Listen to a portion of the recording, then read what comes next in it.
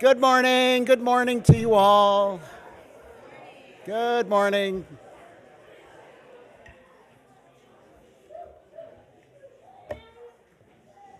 All right. Good morning and welcome.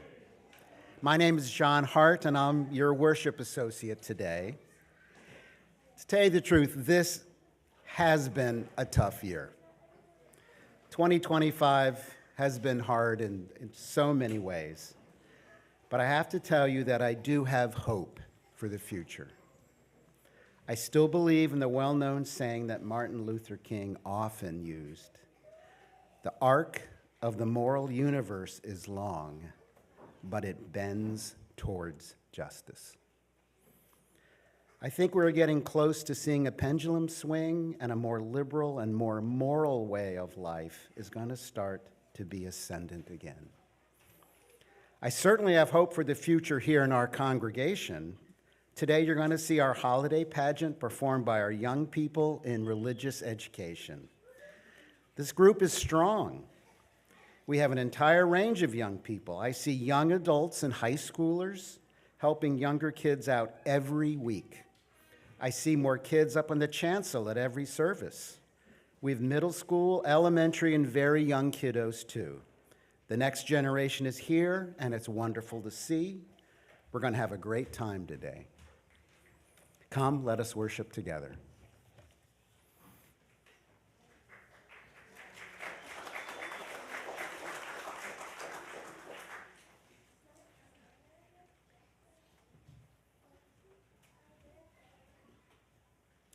There's a baby on the floor here. And in keeping with the spirit of all things sacred, I have to make sure I don't step on it, on him, or on them. Yeah, we have to use the correct pronouns. Good morning. I am Kikanza Nuri-Robins, and I am delighted to see you all this morning. And as John said, we are full of people today. We've got short people and tall people and young people and old people and parents who only show up if their kids have a speaking part, and that's okay. You're welcome too. I am grateful that this is not the kind of church where the mothers compete for whose child is going to be the baby Jesus. You laugh, it is a serious thing in some congregations. And then we have to negotiate about the softness of the hay, because we don't want to put our precious baby in hay because it might cause some kind of allergic reaction. But anyway, we're not doing any of that here. We're kind of free-flowing and and looking forward to seeing what happens. So, what am I doing here? I am welcoming you. We can't do a service like this or any other kind of service without lots of people. And churches are run by volunteers. And so everyone that you see who is part of worship, who is doing something, is doing it because of the love they have for community, the love they have for Unitarian Universalists, the love they have for church and church people. And so if you see someone who's doing something, working hard or hardly working, or looking like they're trying to work, notice them and say thank you. Say, good job, glad you're here. Someone who is contributing to your experience, because we hope that this will be one of the most powerful hours of your week. We are the Unitarian Universalist Community Congregation of Santa Monica. And what does that mean? We are part of the UUA, Unitarian Universalist Association, which is a liberal, progressive faith. And one of the reasons that so many people feel welcome here is that we are not aligned with doctrine. We don't make you promise to believe exactly what we believe. We welcome you in and expect that you are attracted to our principles of the inherent worth and dignity of every person. our principle for justice and equity and compassion in human relations, our principle of accepting one another and encouraging each other to spiritual growth individually and in our congregations, a principle for a free and responsible search for truth and meaning. And so it's not just the truth, but what is true for you and how did you come to understand that? And can you share that with me? The principle of the right of conscience, that you can stand on what ethically is right for you, and the use of democratic process in our congregations for making decisions. We share the goal of world community with peace and liberty and justice for all people. And at the same time, we are respecting the interdependent web of all existence. We know that we are connected to the little furries that you're going to see on the chancel this morning. We are connected to four-legged animals. We are connected to the winged animals. We are connected to the humans that walk upright and make us question, are we one of them? We are connected to all of them and have a responsibility for mutual aid and mutual respect. And at the heart of everything you use, rest in love. We stand on the side of love, we lean into love, we rest into the hope that love gives us when everything else looks dim and dismal and unhopeful. And so we are here today to lean into those principles. We are here today to live into those principles, to hold one another up, and to celebrate as we see the next generation live into those very same principles.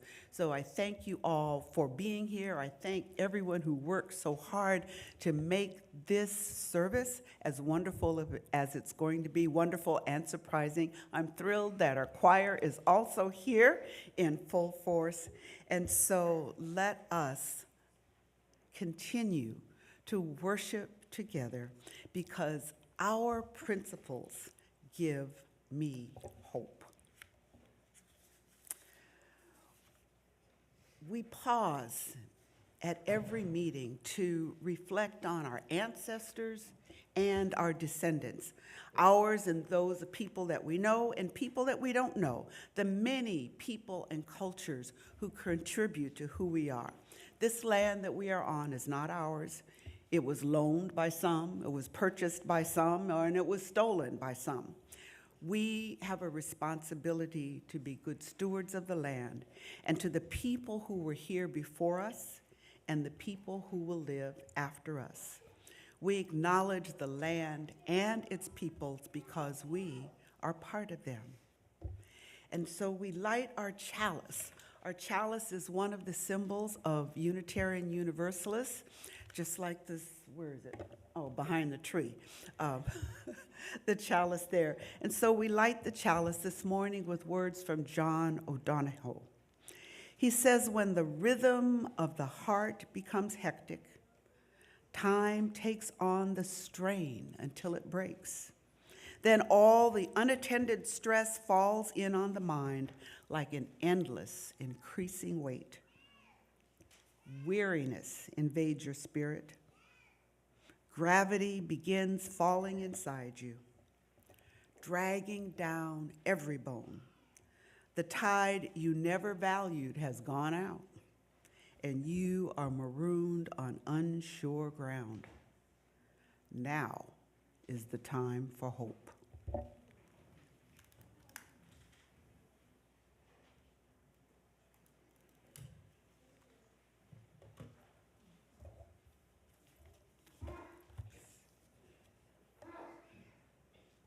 Let us stand in body or in spirit and sing our opening hymn and remain standing for the covenant.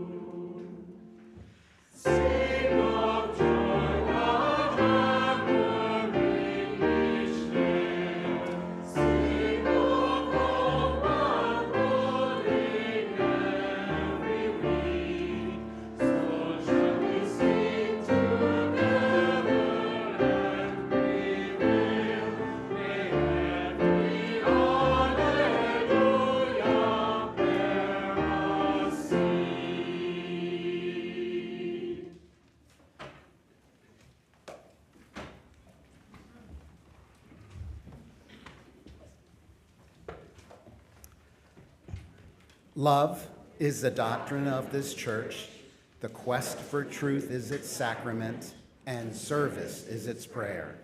To dwell together in peace, to seek knowledge and freedom, to serve humankind in fellowship, thus we do covenant with each other. El amor es la enseñanza de esta iglesia. Buscar la verdad es su sacramento y el servicio es la oración. Vivir juntos en paz, buscar el conocimiento en la libertad, seguir a la unidad en comunión, así es como convenimos unos a otros.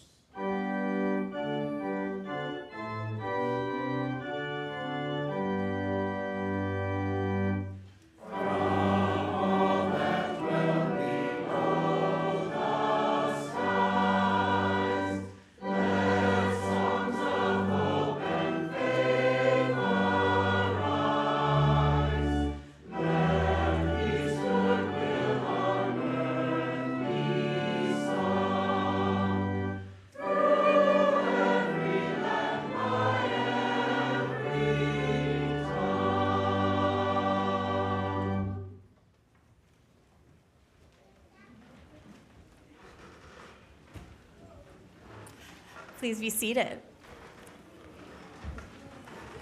Good morning, everyone. My name is Jessica Tenhay Place, and I'm the Director of Multi-Generational Religious Education here. And you are here on a special day, the day of our holiday pageant. I'm so excited to introduce our wonderful cast of players we have today. This tradition of our kids and youth sharing holiday stories has been a treasured memory over the years in our congregation that I'm really proud to be a part of now. So this year, our story includes two parts. The Christmas story of the friendly beasts. Are there any friendly beasts out there? Let me hear some animal noises. Oh, there's an elephant in the nativity. And we have a new scene that I wrote with some great ideas and inputs from Zia, one of our students, about the light of Hanukkah. So a few historical notes. Our Hanukkah story takes place in the 1st century, many years after the Maccabean revolt, but before the formation of the traditions around Hanukkah as we know it today, which probably started to coalesce after the destruction of the temple in 70 CE. So we'll be using the power of imagination to envision what some of those early Hanukkah traditions in the 1st century might have looked like.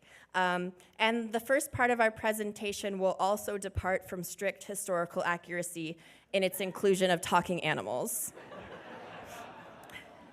But I hope you'll agree with me that the wisdom from Christianity, from Judaism, and other sources of religious truth come not in the form of provable historic facts, but from the beautiful interplay of human myth, thought, emotion, creativity, and the timeless ideals that reach us across difference.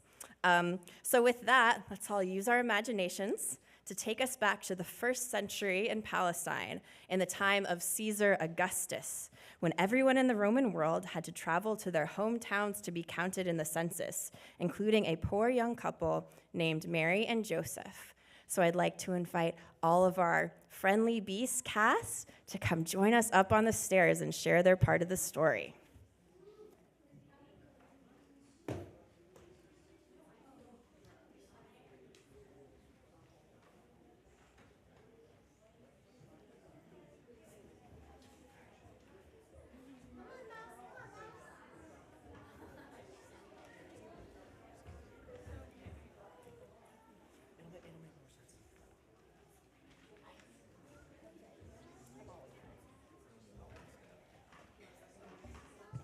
Is that good, man? Yeah, like that. Do you have something to read? No? Yeah. I can still read a bit. While we're all getting up, I want to share with you guys, this is a That's participatory good. event. That's So good. if you hear cues to say some animal sounds, or if you want to cheer for the heroes, boo for the villains, sing along with us when we say Friendly Beast. You'll have the words up on the screen. We're all participating together.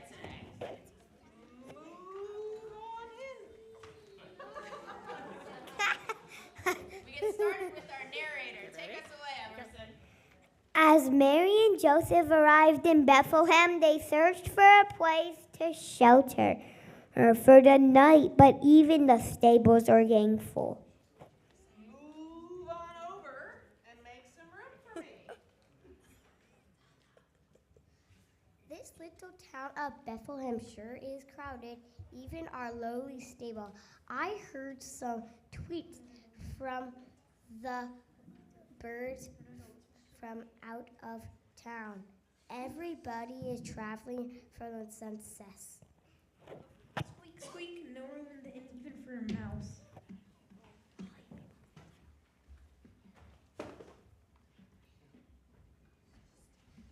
Nobody's better try and hog up a bed of hay. Frog means pig. Knock, knock. Anyone home? I think I spoke too soon.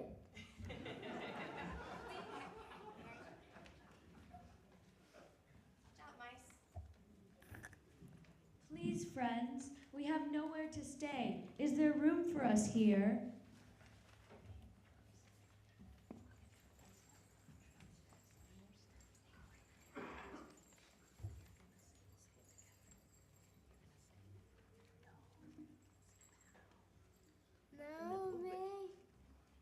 No vacancy, pal. You don't understand. This lady is about to have a baby. Please, will you help us?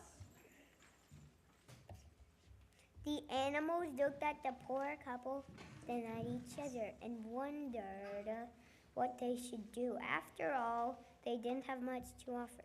Shouldn't they protect what little they had from these mysterious travelers from out of town? They could be up to no good.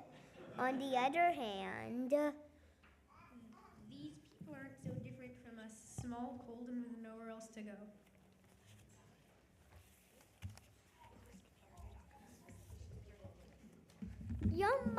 your white mouse, we might not have gold or frankincense or myrrh, but we can share our bed of hay.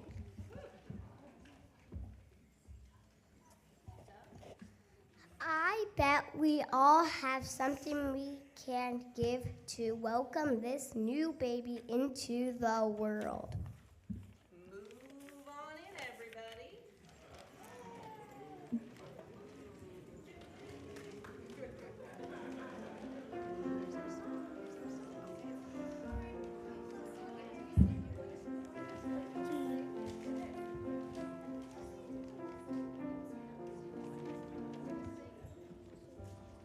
Jesus, our brother, kind and good, was humbly born in a stable room. Heavenly beasts around him stood. Jesus, our brother, kind and good.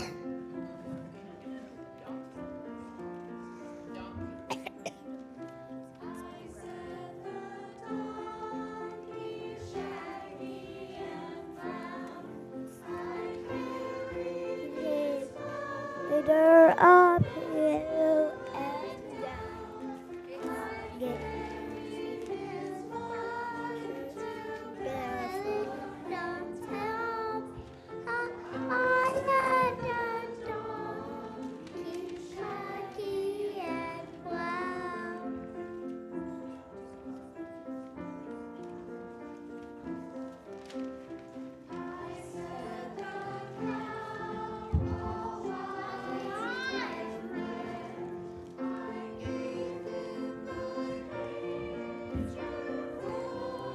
He's oh,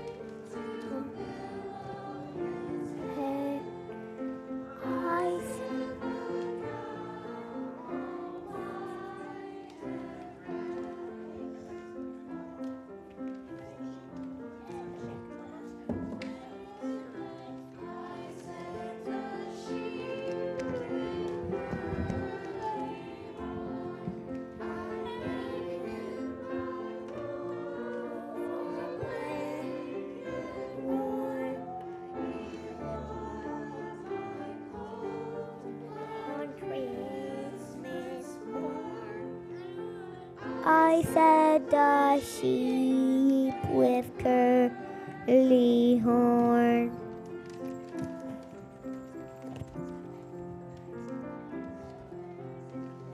I said the rafters high. I couldn't sleep.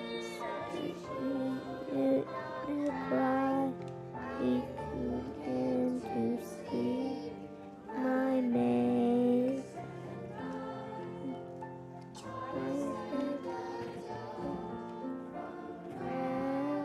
Rafters high.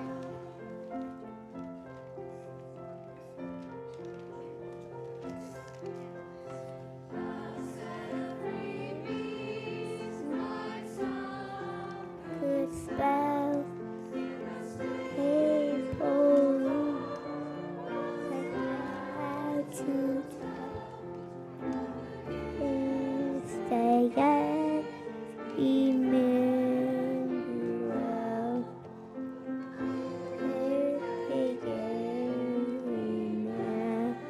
Emmanuel.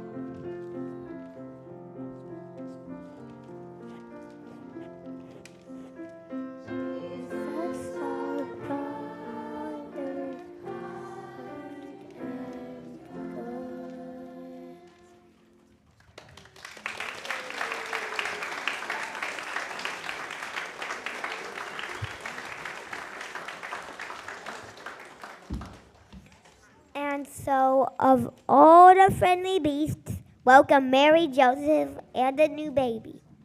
Where they were sheep, or mice, or dogs. For all the different animals who knew that a little child, they were an unhoused immigrant or newborn king, should be welcomed with love and kindness. Yes, may we all follow our example by opening our hearts and hands to those in need this holiday season.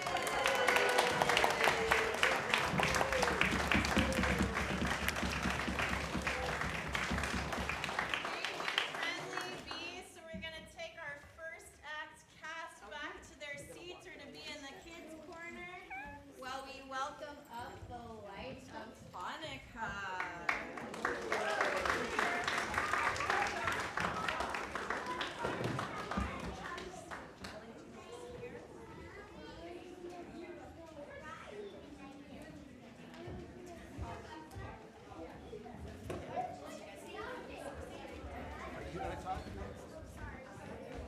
Stand up. Let me adjust this side. Is that good? Good. Here, you put your fingers here.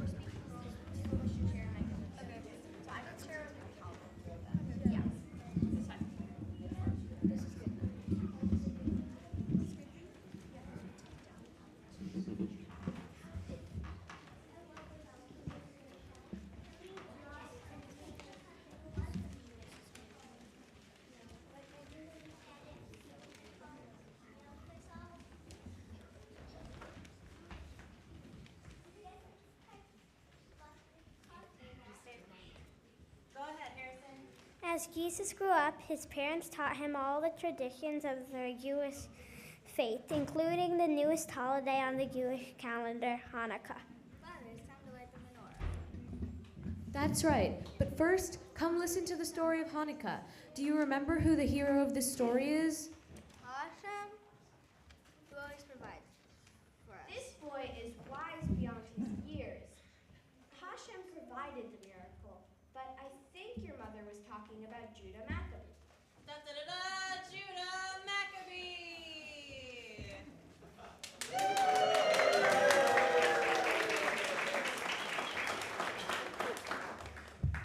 That's right. In the time of Judah Maccabee, our people were conquered by a king named Antiochus. Oh no, Antiochus!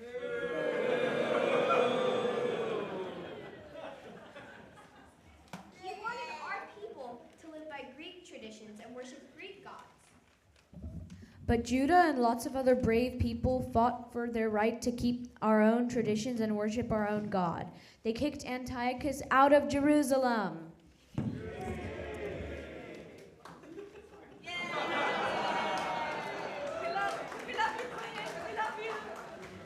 Judas searched for pure oil to light the menorah to rededicate the temple. See if anyone has any oil out there. Do you have any? Do you? I don't. Do you? Do you? No. Do you? Somebody Do say you? yes. Maybe back there.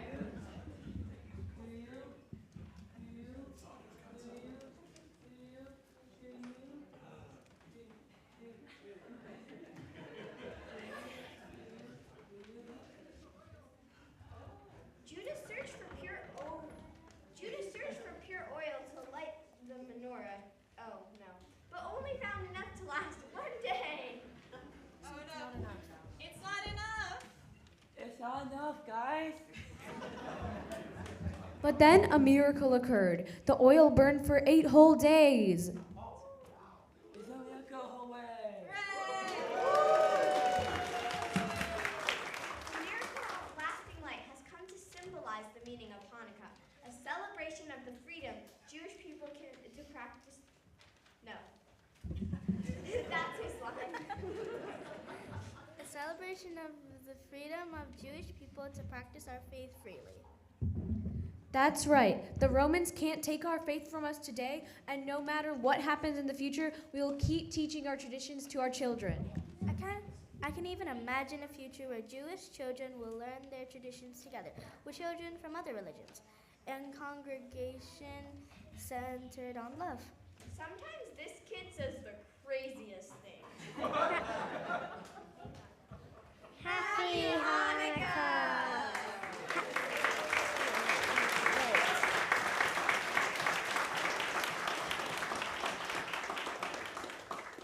Happy holidays to all. However you celebrate, may we hold our friends and family close and share the warmth of our life through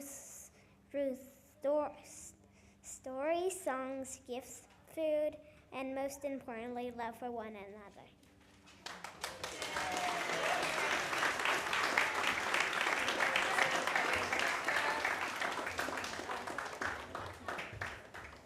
Let's let our middle grade class take one last bow.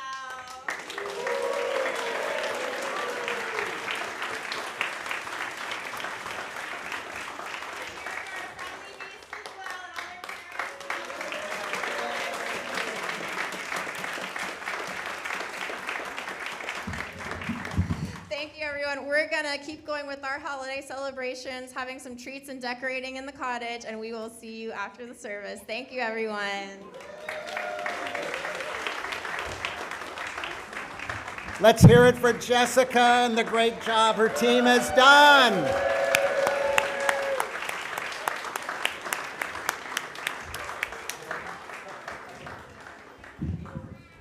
That was wonderful. Let's sing our youth to the cottage.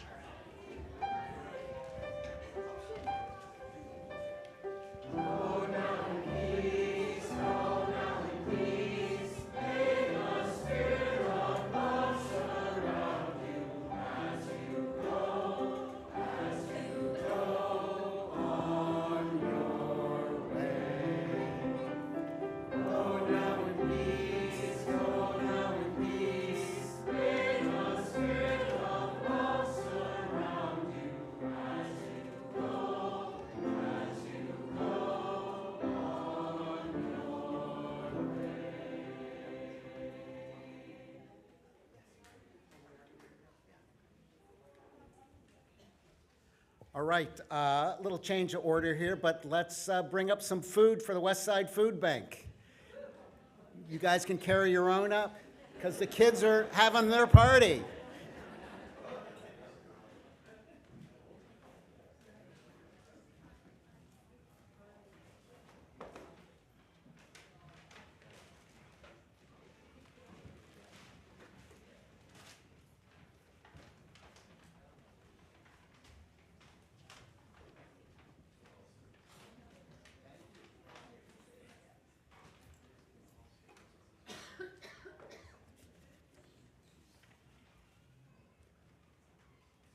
Thank you so much. We've been working with Westside Food Bank for decades. It's wonderful.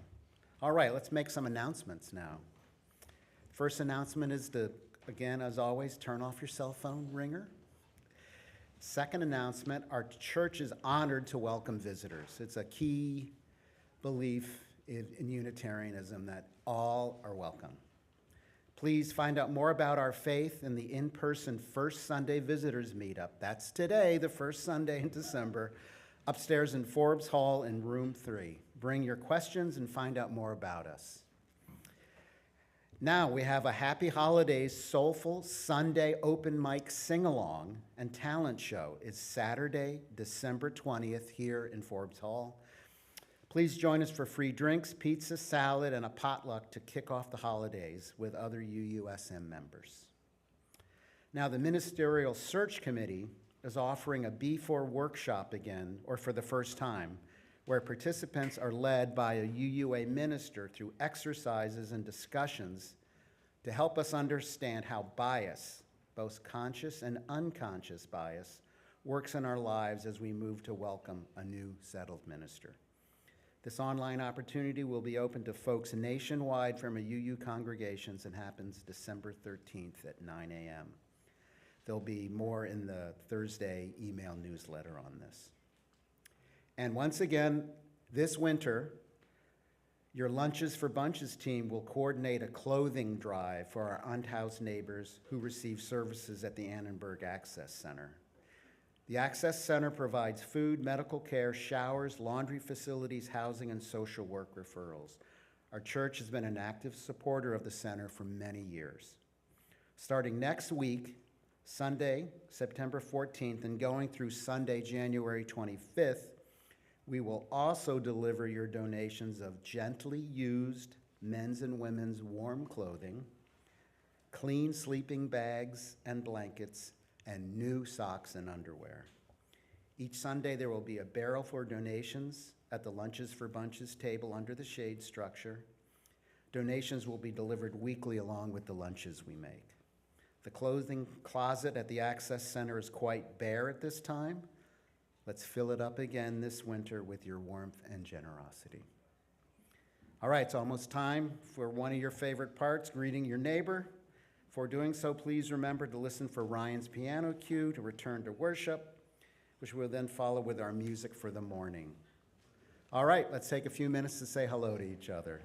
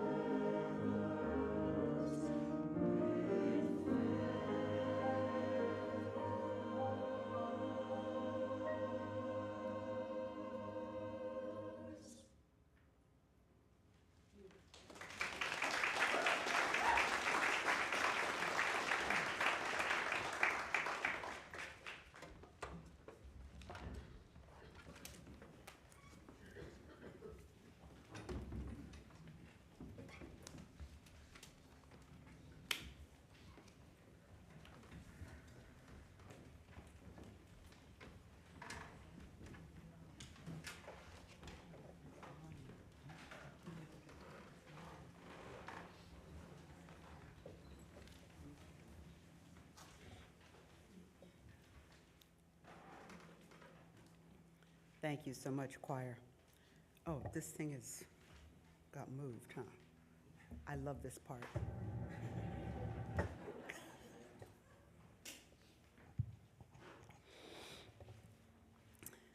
So we move into a quieter portion of our service. This is a time for remembering that we come into community because we carry joys and sorrows in our hearts. Some we share aloud with one another. Some we keep silently, and just being with community gives us an opportunity to lighten the burden of others, lighten the burden of one another, of ourselves. And so we hold in the light our own dear Laura Carlson Weiner, who continues to struggle with her health issues, and there are others that we know who are in the community who bring joys and sorrows, and so we hold them in our hearts this morning. We continue in our meditation with words from John O'Donohue.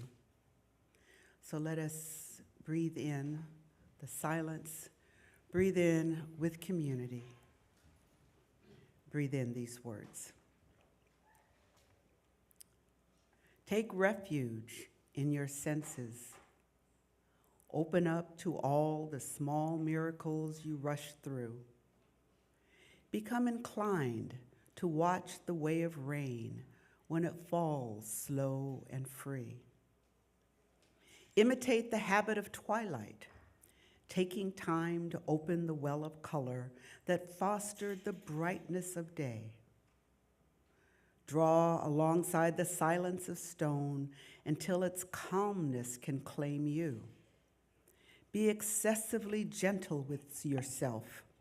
Stay clear of those vexed in spirit. Learn to linger around someone of ease who feels they have all the time in the world. Gradually, you will return to yourself, having learned a new respect for your heart and the joy that dwells far within hope.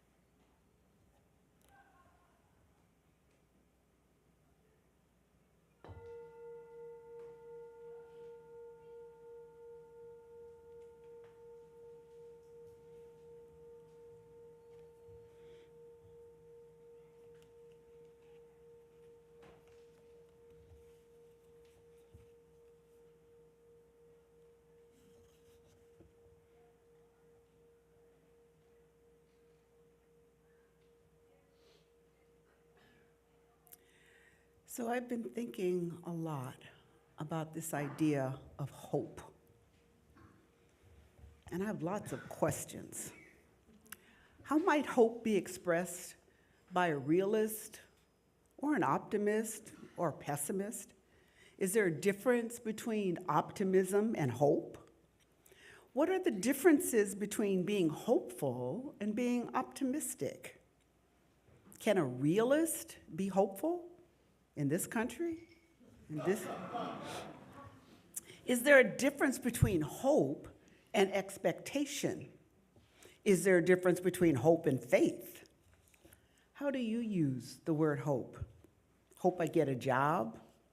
Hope I lose my job? Hope I can retire? I hope my kids stay out of trouble? I hope my brother gets well? And about what do you remain hopeful? Hope for a world at war with itself? Hope for our nation? Hope for the reconciliation of your family? Are you disappointed in the life you have? Are you wondering, why do I even bother to get out of bed? Why keep trying? So what motivates you? What gives you hope?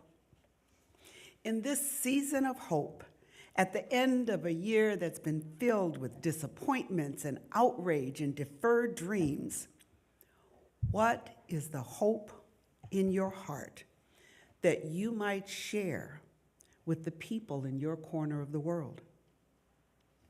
I have a story about hope, one more story for the morning. You may remember it from school. It's the story of Pandora's box. It's a Greek myth. Now, myths answer questions that otherwise have no answer. We hear a story, and if we frame it in a sacred context, then we say, this is what happened, and this is why we have rainbows, labor pains, many languages. They're our sacred stories and their myths. In this story, as in many of them, the woman gets blamed for the problems, but nonetheless, we'll find the lesson here. So Prometheus got the top god Zeus angry.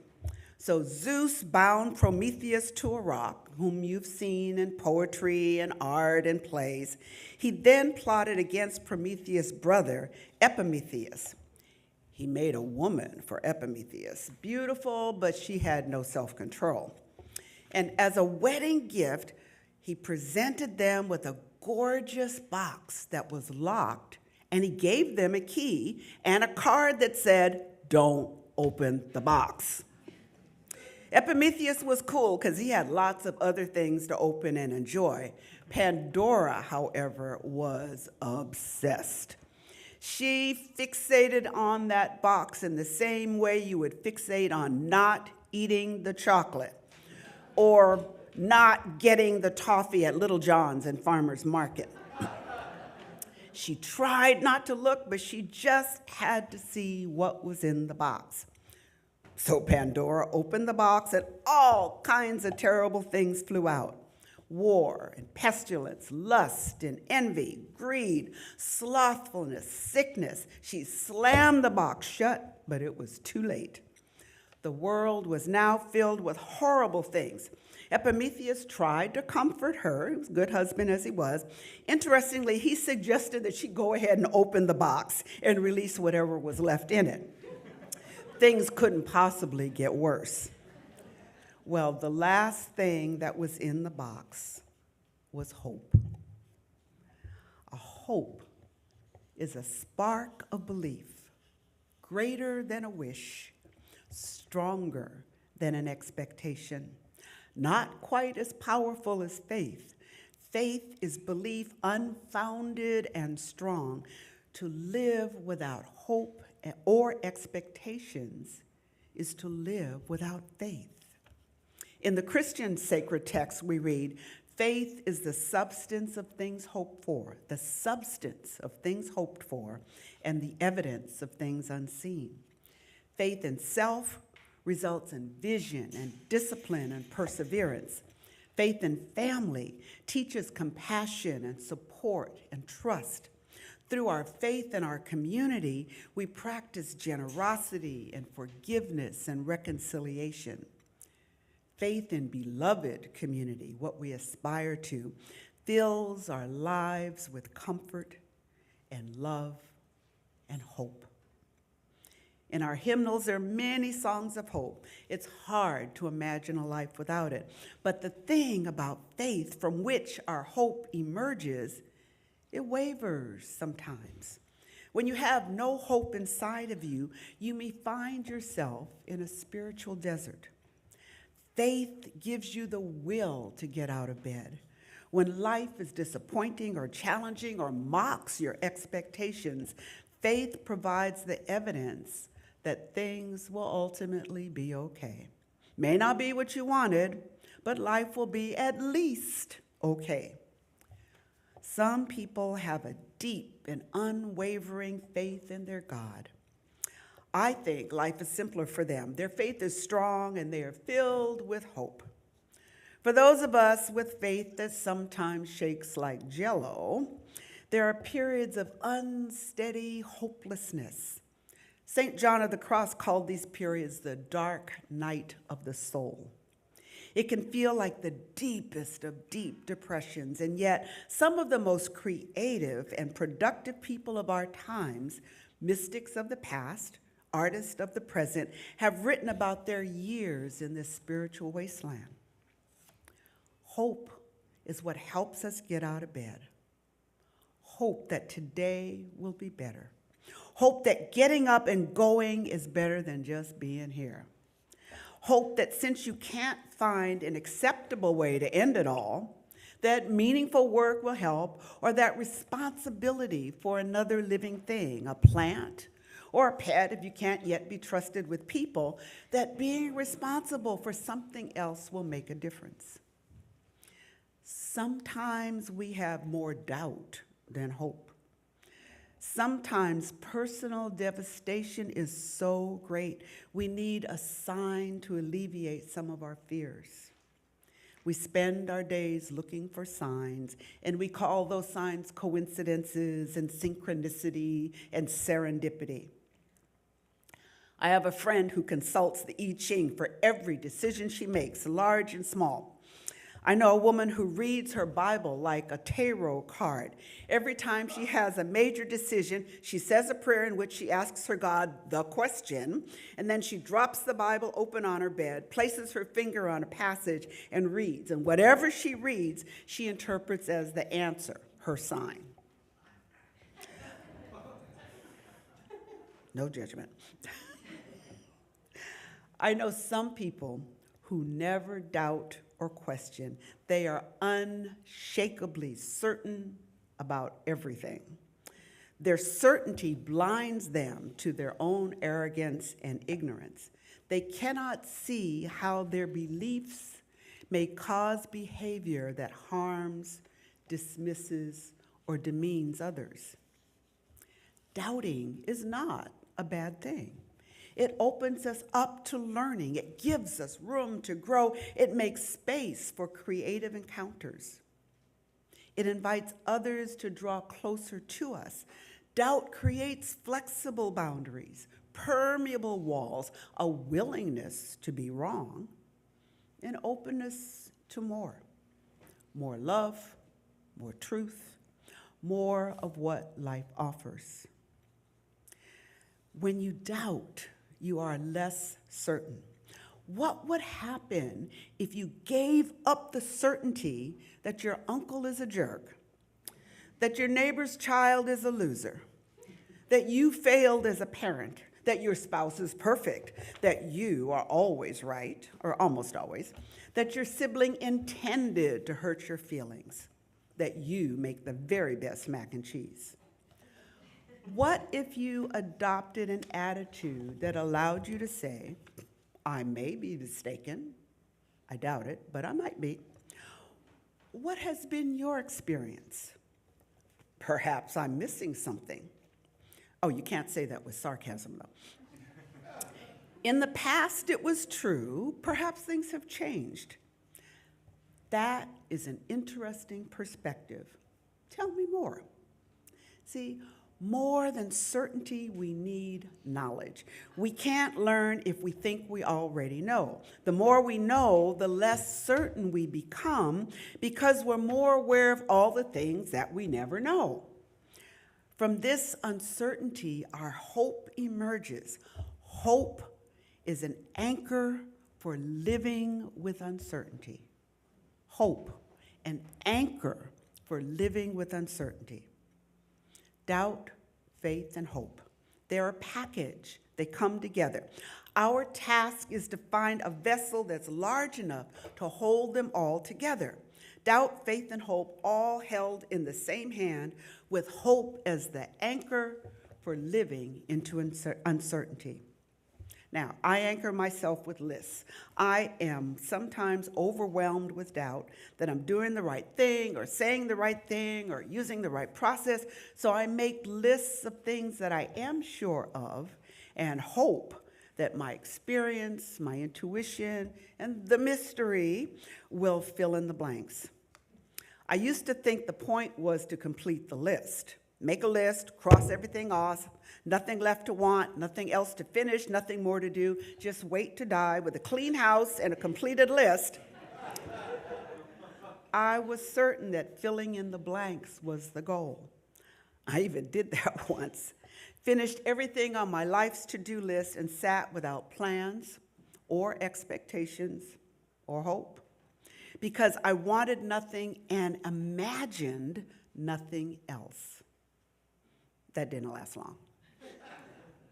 In Taoism, we learn the concept of Wu Wei, the value of empty spaces.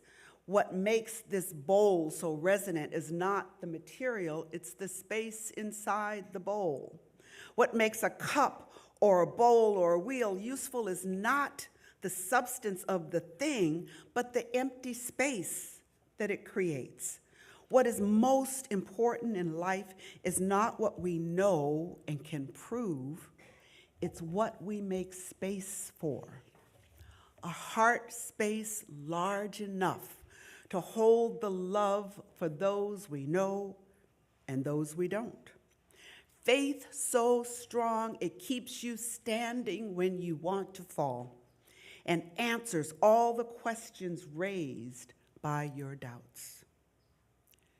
Your sign could be a list, could be another person, it could be this community, it could be a relationship with the mystery. The only thing that makes sense to you, that's what you hold on to. My hope for you is that you get more comfortable with your doubt.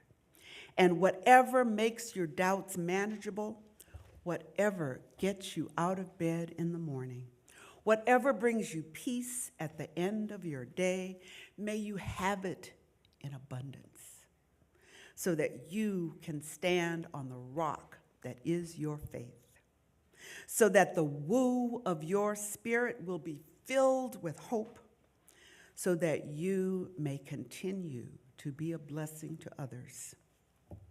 This is my hope for you because I have faith in us.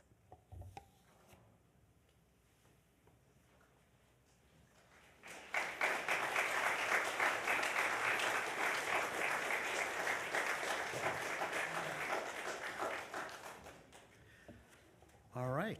Your offering today goes to support the work of multiple groups in the church, like our multi-generational religious education program.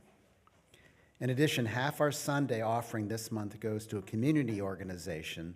This month, our offering goes to UNICEF, which is an essential agency of the United Nations that works all over the world to protect children.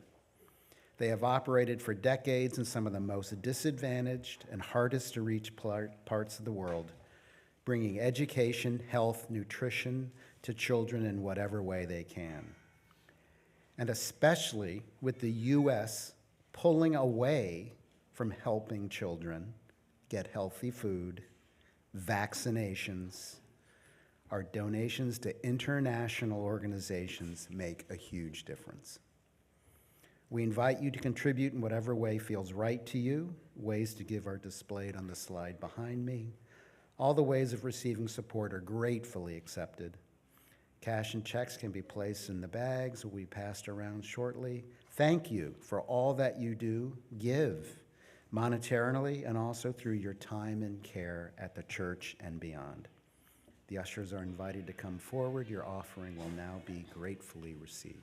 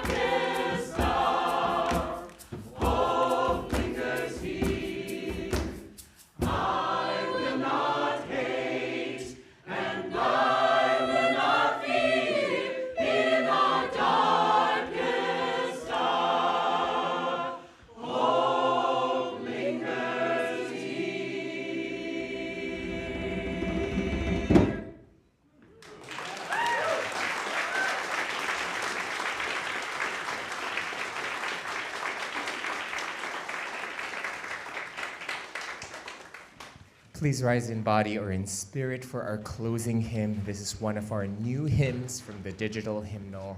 This is We Shine Our Light.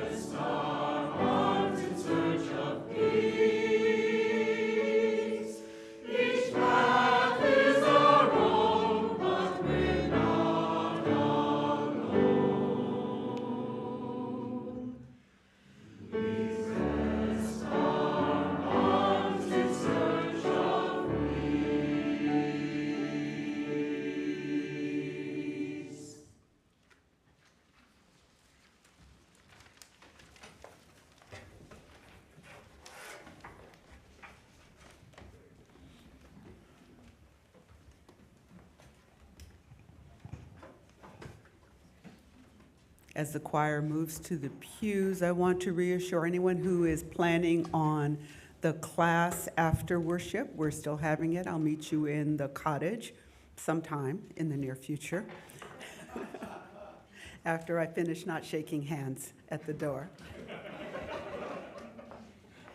So this service is over. Our service to ourselves and our world continues. We extinguish the flame in our chalice and carry that fire in our hearts, holding on to hope, standing on the rock of love.